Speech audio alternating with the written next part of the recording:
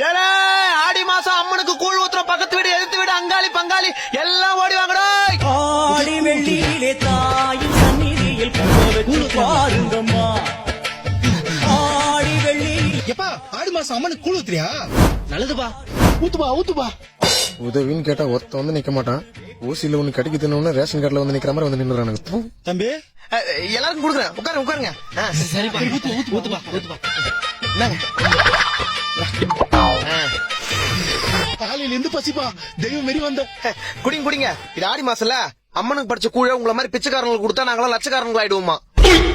எத இல்ல இந்த கூழ குடிச்சா பிச்சைக்காரனா இருந்தாலும் லட்சக்காரங்களா ஆயிடுவாங்களாம். உங்களை சொல்லல, இட்ஸ் மோஸ்ட் பவர்ஃபுல் அம்மன் கூழ். இவனும் என்னமோ சொல்ற. ஐயா போன வாரம் லோகேஷ் கனகராஜ் நம்ம வீட்டுக்கு வந்து கூலி படம் நல்லா ஓடணும்னு ஒரு சொம்பு கூழ் குடிச்சிட்டு போனாரு. லோகேஷ் கனகராஜ் கூழ் குச்சாரா? சும்மா சொல்லிட்டு ஒரு ஃப்ளோல குடி. என்னங்க முருங்கை கீரை குடுப்பா. இந்தா. எப்பயாச்சும் வரும்போதுதாப்பா இந்த மாதிரி சாப்பிட வேண்டியதா இருக்குது.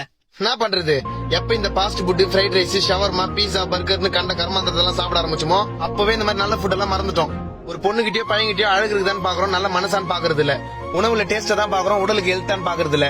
அப்புறம் 30 வயசுல ஹார்ட் அட்டாக், 35 வயசுல ஐசியூ வார்டுனா என்ன பண்ண முடியும்? எப்பா நீ ஏன்பா அவ்வளவு தூரம் போற? உடல் ஆரோக்கியத்துக்கு இந்த மாதிரி நல்ல உணவுகளை தேடு. வாழ்க்கையில ஜெயிக்கணும்னா உன் கனவு நோக்கி ஓடு. எவ்வளவு காஸ்ட்லியா இருந்தாலும் கெட்டதுன்னா தொடாத. அதே நல்லதுன்னா இப்ப நீ குடிக்கிற கூழ் மாதிரி ஓசியில கேச்சாலும் விடாத. இது அம்மனுக்காக 3 நாள் முன்னாடி காய்ச்சின கூழ். எங்க அம்மா இதை மாட்டுக்கு தான் ஊத்த சொன்னாங்க. என்ன பண்றது, மனசு வரல.